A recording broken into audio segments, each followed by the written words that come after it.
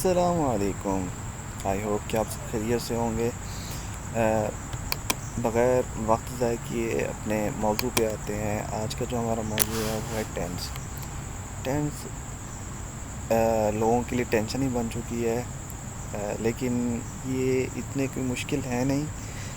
चलिए एक different concept से इनको समझते हैं। टेंस क्या होते हैं? टेंस बेसिकली एक ड्यूरेशन है। ड्यूरेशन को हम 3 कैटेगरीज़ में डिवाइड करते हैं: पास्ट, प्रेजेंट और फ्यूचर। हर लैंग्वेज जो है वो टेंसेस का इस्तेमाल करती है, और ये टेंसेस जो है जो ग्रामर के रूल्स होते हैं सेंटेक्स के अंदर, ये फर्दर मीन के हर किसी के अपने रूल्स हैं। क्योंकि हम इंग्लिश लैंग्वेज की बात कर रहे हैं तो इंग्लिश लैंग्वेज के जो रूल्स हैं इनको हम यहाँ पे देखेंगे। जैसे कि मैंने पहले बताया है कि टेंस क्या है, बेसिकली ये ड्यूरेशन है हमारा, पास्ट, प्रेजेंट और फ्यूचर।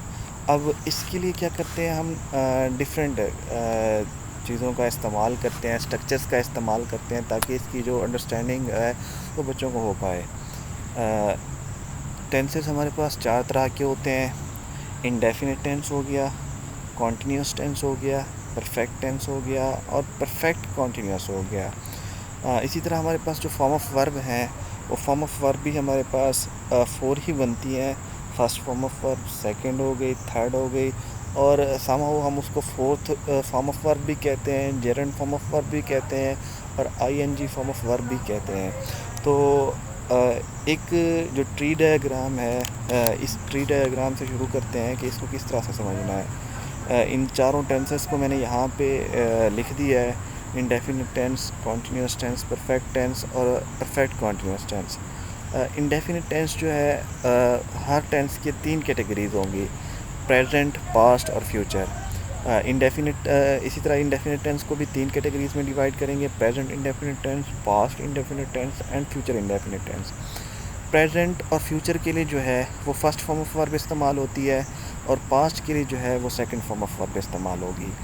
तो पहली 2 फॉर्म ऑफ वर्ब तो इंडेफिनिट टेंस के साथ चली गई। अब जैसे कि मैंने कहा कि प्रेजेंट इंडेफिनिट टेंस के लिए फ़र्स्ट फॉर्म ऑफ वर्ब का इस्तेमाल करना है। अब इसमें अगर तो सब्जेक्ट आपके पास सिंगुलर होगा, उसमें नेम, ही, शी, इट। अगर सब्जेक्ट आपका नेम, ही, शी, इट आता है तो उसकी जो फॉर्म ऑफ वर्ब होगी, उस फॉर्म ऑफ वर्ब के साथ आपने एस या ई एस का इजाफ़ा करना है। और अगर ये जो सब्जेक्ट है आपके पास आई, वी, यू और दे हो जाता है, तो उसकी फॉर्म ऑफ वर्ब के साथ आपने एस या ई एस का इजाफ़ा नहीं करना, वो सेम ही रहेगा। जैसे कि मैंने यहाँ मिसाल के में लिया है, ही राइट्स अ लेटर। अब यहाँ पे क्या है, ही सब्जेक्ट है, राइट्स क्योंकि ही सिंगुलर था तो उसकी फॉर्म ऑफ वर्ब के साथ एस या ई एस का इजाफ़ा हुआ। अ लेटर हमारे पास ऑब्जेक्ट है।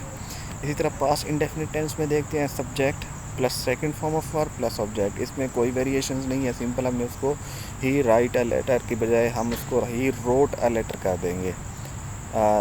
इसी तरह फ्यूचर इंडेफिनिट टेंस में हम देखते हैं, फ्यूचर इंडेफिनिट टेंस में सब्जेक्ट प्लस विल शेल का इस्तेमाल होगा। विल मॉडर्न लैंग्वेज के अंदर हर किसी के साथ विल ही लगता है, लेकिन जो प्रोफेशनल लैंग्वेज है, ऑफिशियल लैंग्वेज, उसमें आई और वी के साथ शेल लगता है। तो उसके साथ आई विल और शेल लगाने के बाद विल और शेल के साथ फर्स्ट फॉर्म ऑफ वर्ब आएगी, फिर object. For example, he will write a letter. Continuous tense में देखते हैं, इसी तरह कॉन्टीन्यूस टेंस को भी 3 कैटेगरीज़ में डिवाइड किया जाएगा: प्रेजेंट, पास्ट और फ्यूचर। प्रेजेंट के अंदर सिर्फ इनके जो है ना, प्रेजेंट और पास्ट के अंदर सिर्फ हेल्पिंग वर्ब की ही चेंज आएगी। अब प्रेजेंट के अंदर जो हेल्पिंग वर्ब है वो हमारे पास इज़ एम आर है, और पास्ट के अंदर वाज वर है। जैसे कि मैंने कहा कि कंटिन्यूस टेंस के लिए फोर्थ फॉर्म ऑफ वर्ब इस्तेमाल होती है। कंटिन्यूस जहाँ पे भी होगा उसकी जो मेन फॉर्म ऑफ वर्ब होगी वो आई एन जी ही रहेगी, क्योंकि ये most dominant form of verb है। तो 6 टेंसेस के साथ हमारी जो है वो जो है I N G form of verb, जिसे फोर्थ फॉर्म ऑफ वर्ब कहते हैं, वही इस्तेमाल होती है। तो प्रेजेंट कंटिन्यूस का स्ट्रक्चर देखते हैं, सब्जेक्ट प्लस क्या हो गया हमारे पास सब्जेक्ट के बाद इज़ एम आर। इज़ क्या होगा, सिंगुलर के लिए इस्तेमाल होगा, और एम क्या है, आई के लिए यूज़ होता है, और आर जो है वो प्लूरल के लिए इस्तेमाल होगा। और प्लस आपकी फोर्थ फॉर्म ऑफ वर्ब जिसे आप कहते हैं I N G form of verb हो जाएगी, प्लस आपका object. For example, he is writing a letter.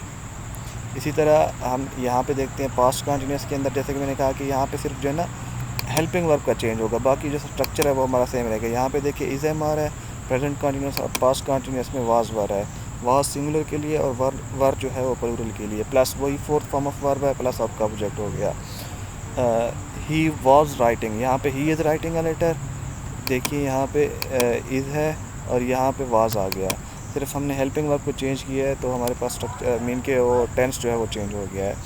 इसी तरह फ्यूचर टेंस के लिए एक तो विल शैल की आइडेंटिफिकेशन है, विल शैल जो है वो फ्यूचर की आइडेंटिफिकेशन करता है, और साथ में इसकी जो बेस फॉर्म ऑफ वर्ब होती है वो होती है बी, तो हम बेस फॉर्म ऑफ वर्ब साथ में लगाएंगे plus fourth form of verb plus आपका ऑब्जेक्ट हो जाएगा। For example he will be writing a letter, अब ये फ्यूचर कंटिन्यूस बन गया यहाँ पे। इसी तरह परफेक्ट टेंस को भी जो है 3 कैटेगरीज़ में डिवाइड किया जाता है, प्रेजेंट, पास्ट और फ्यूचर। यहाँ पे भी जो है ना सिर्फ हेल्पिंग वर्ब की जो है ना आपको हेल्पिंग वर्ब का चेंज नज़र आएगा, हैज़, हैव और had.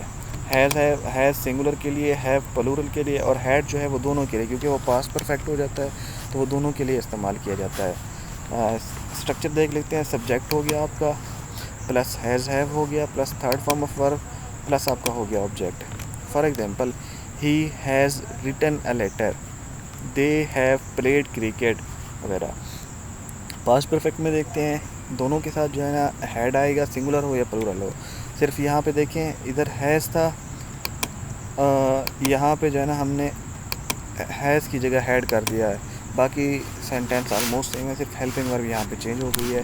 He had written a letter, यहाँ पे सब्जेक्ट प्लस सेकंड वही हैड का इस्तेमाल हुआ, plus third form of verb हो गया, प्लस आपका ऑब्जेक्ट हो गया। यहाँ पे देखते हैं फ्यूचर परफेक्ट टेंस के लिए, फ्यूचर परफेक्ट टेंस में यहाँ पे सब्जेक्ट प्लस वही विल शैल की आइडेंटिफिकेशन तो होगी, यहाँ पे सिर्फ हम विल हैव का इस्तेमाल करेंगे। विल फ्यूचर की आइडेंटिफिकेशन के लिए, हैव जो है वो जो है परफेक्शन के लिए यूज़ किया जाएगा, और third form of verb plus object है। जैसे कि हमने यहाँ पे लिखा he will have written a letter.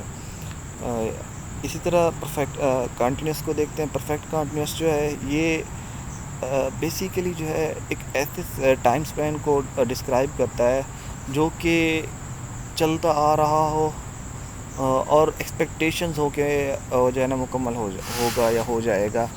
इस हवाले से यहाँ पे अगर हम देखते हैं परफेक्ट कंटिन्यूस की भी 3 कैटेगरीज हैं, present perfect continuous, past perfect continuous और फ्यूचर परफेक्ट कंटिन्यूस।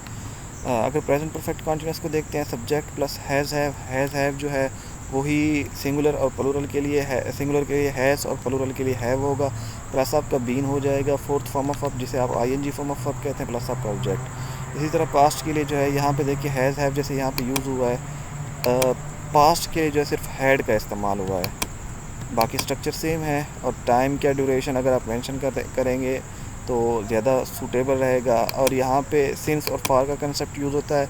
सिंस जो है वो स्पेसिफिक टाइम के लिए, ऐसा टाइम पीरियड जो रिपीट ना हो सकता हो, और फार जो है ऐसा टाइम पीरियड जिसकी रिप्लेसमेंट हो जो रिपीट हो सकता हो, तो उसके लिए हम फार का इस्तेमाल करते हैं। इसी तरह अगर हम फ्यूचर परफेक्ट कंटिन्यूस को देखेंगे तो उसमें subject plus will have been जो है वो आपकी हेल्पिंग वर्ब के तौर पे इस्तेमाल होगी, प्लस वही फोर्थ फॉर्म ऑफ वर्ब है एंड आपका ऑब्जेक्ट। आई होप कि ये ट्री डायग्राम जो है वो आपको समझ आई होगी। इससे आगे चलने के लिए तो हम साथ में टेंसेस को करते हुए हम साथ में पैसिव वॉइस को भी टच देंगे। तो पैसिव वॉइस को समझने के लिए जो है ना हमें जो है उनके रूल्स के बारे में पता होना बहुत ज़रूरी है। तो पहले हम प्रेजेंट इंडेफिनिट टेंस को देख लेते हैं। प्रेजेंट इंडेफिनिट टेंस जो होता है ये रूटीन के लिए इस्तेमाल किया जाता है।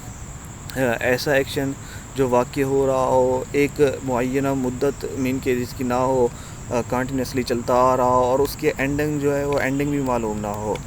हम कह सकते हैं कि a sentence is presented in simple present tense when it is used to describe an action that is happening at present and does not indicate when the action is expected to end. हमें पता नहीं होता कि action जो है ना कब ख़त्म होने जा रहा है। तो इसके लिए जो है ना हम देखते हैं the action that is taking place in general. एक तो आम है, the action is not only occurring now, it repeats after regular intervals of time. ना सिर्फ ये अभी हो रहा है बल्कि ये एक स्पेसिफिक टाइम के साथ रिपीट भी हो रहा है। To indicate facts those are generally true, ऐसे फैक्ट्स जो अमूमी तौर पर ठीक होते हैं। The action for relating habits